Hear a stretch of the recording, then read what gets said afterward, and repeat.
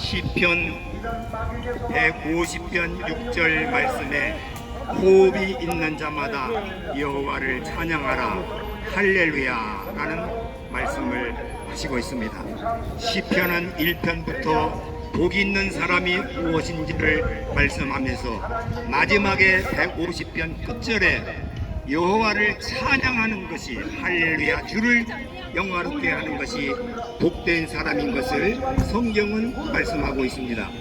성경은 이사야 43장 21절에서 이 백성은 내가 나를 위하여 지었나니 나를 찬송하게 하려 함이니라.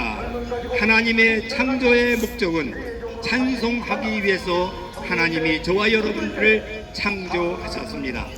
하나님께서 창조하신 목적대로 오늘 주를 영화롭게 하며 찬양하는 그들에게 하나님은 귀한 약속, 복의 약속을 허락하시고 있습니다. 하나님이 복을 주실 때 최초의 인류에게 주신 복은 창세기 1장 22절과 28절에 나오고 있습니다. 이 22절에서는 온 만물을 하나님이 창조하시고 복을 주셨다 그랬습니다. 복을 주셨기 때문에 이 만물은 시절을 따라서 열매를 맺히고 아름답게 번성하는 은혜를 입게 됩니다. 그런데 그 복이 무엇이냐? 히브리 말로는 바라크라는 말이에요. 찬양한다는 말입니다. 우리가 듣지 못했지만 이 모든 자연 만물은 지금도 주를 찬송하고 있습니다. 하나님은 그것을 기뻐하신다고 말씀하셨어요. 또한 창세기 1장 28절에 하나님은 아담 하와를 지으셨고 그들에게 복을 주셨습니다. 생육하고 번성해라, 땅에 충만해라, 모든 만물을 다스리라는 큰 복을 주셨는데 그 복의 근원이 뭐냐? 역시 바라크, 하나님을 찬양하는 예배하는 복을 주셨습니다. 사람이 하나님을 찬양하고 하나님을 예배할 때 비로소 사람은 사람답게 살아가며 하나님의 약속을 누리게 되는 것입니다. 창세기 29장에 보면은 이 야곱이 라헬과 레아 두 라반 삼촌의 딸이 있는데 거기에 라헬이 굉장히 예뻤던가 봐요. 그런데 라헬을 사랑해서 이렇게 첫날 밤을 갔는데 이 라반 삼촌이 아니다, 첫 우리의 모든 풍습은 첫 딸에게 먼저 시집 보내는 것이 원칙이야. 그래서 이 레아를 허락해 주셨어요. 근데 이 레아는 시력이 약했습니다. 라헬보단 인물이 좋지 못한 것 같아요. 그래 아침에 일어나 보니까 이 레아가 자기 아내가 된 것을 분하게 여겼어요. 그 다음에 7년을 더 일을 하고서 라헬을 자기 아내로 얻었습니다. 그런데 한 집안에서 이렇게 소박을 맡는 레아가 얼마나 괴로운지 말로 다룰 수 없습니다. 그러나 하나님은 공의로우셔서 공평하셔서 이 레아에게는 태의 열매를 허락해 주셨어요. 임신할 수 있는 복을 주셨어요. 그러나 라헬은 예쁘긴 하지만은 임신을 하지 못하는 그런 것이 있었습니다. 그런데 이 레아가 첫 아들을 낳습니다. 그 아들을 낳는 순간에 자기의 처지를 생각하면서 아이고 괴로워, 이 세상에 사는 것이 뭐야, 너무너무 괴롭다는 말로서 루벤이라고 하는 이름을 지었습니다. 그리고 두 번째 임신을 또 했습니다.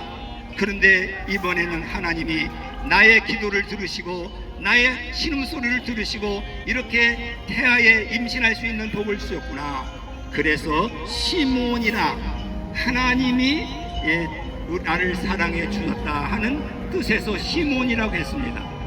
세 번째 아들을 낳습니다.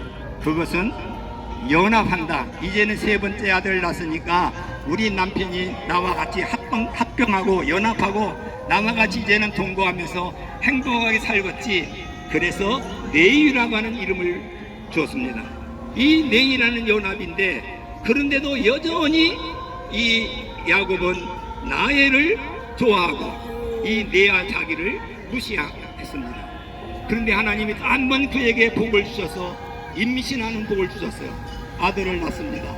이때는 이 레아가 생각한 것이 다릅니다. 창세기 29장 35절에 보면은 이러한 말씀을 하셨습니다. 내가 이제는 하나님을 찬송하리로다. 지금까지는 내 처지와 내 형편과 내 주변에 일어나는 것을 보고 염려하고 근심하고 분통이 여기는 일을 했지만은 이제부터는 하나님을 바라보면서 찬양하겠다. 이제는 하나님을 찬송하리로다. 그래서 그 이름을 유다라 이름을 붙였습니다. 유다. 이때 하나님께서 찬송한 그때의 유대에게는 마지막에 큰 인생길이 열려졌어요. 그건 뭐냐? 찬송하는 유다 지파를 통해서 하나님은 왕과의 족속을 이루게 되었습니다. 다른 데선 나오지 않았어요. 이 왕이 되는 복을 하나님께서 찬송하는 유다에게 허락해 주셨습니다. 찬송에는 은혜가 있습니다. 찬송에는 기적이 있습니다. 찬송에는 하나님이 함께 하시는 귀한 은혜가 있어요. 하나님은 어떤 사람을 이 약속의 땅으로 들여보내느냐? 가나안 땅에 보낼 때에 하나님께 기도를 했습니다. 누구를 가서 가나안 땅에 제일 먼저 가겠습니까? 이랬더니 하나님은 두말할 것도 없이 유다다. 찬송하는 사람이 가거라. 찬송하는 사람이 천국에 가는 거예요.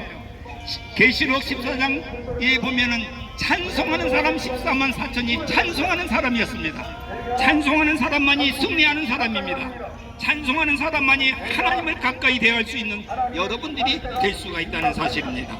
우리 하나님은 찬송하는 사람을 높이시고 찬송하는 사람을 사랑하시고 찬송하는 사람을 통해서 영광을 받으십니다. 이 하나님은 전쟁을 할 때도 여호야김은 하나님 앞에 기도했습니다. 이렇게 갑자기 적군들이 쳐들어오는데 내가 어떻게 해야 좋겠습니까? 그럴 때 하나님은 아무 소리 안 했어요. 성가대를 조직해라. 찬양대를 조직해라. 무슨 무기를 만들어라, 무슨 전략을 세워라는 것이 아니라 하나님은 찬양을 해라 그랬습니다. 찬양대를 만들어서 이 찬양을 했을 때에 하나님의 기적이 벌어졌습니다. 원수를 물리치는 기적이 벌어졌어요. 싸움을 하지 않냐고 자기의 바람의 찬송 소리에 다 지갑에 쓰러져서 승리의 개가를 불렀습니다. 오늘 여러분들의 생활이 어렵다고 해도 낙심하지 마세요. 여러분들이 입이 열려졌을 때 하나님을 찬양할 때 하나님은 여러분들에게 은혜를 주시고 약속하신 복을 주시고 찬송하는 그를 통해서 하나님은 오늘도 복음이 증가되게 하시고 하나님의 뜻을 이루어가는 귀한 역사를 허락해 주십니다. 이제 저와 여러분들의 세상이 비록 어렵고 좀 힘들어도 찬송하는 사람은 행복한 사람입니다. 찬송하는 사람은 하나님의 기적을 볼 수 있습니다. 찬송하는 사람은 하나님의 나라에 가서 잘했다 칭찬받는 복된 자가 되는 것입니다. 이렇게 우리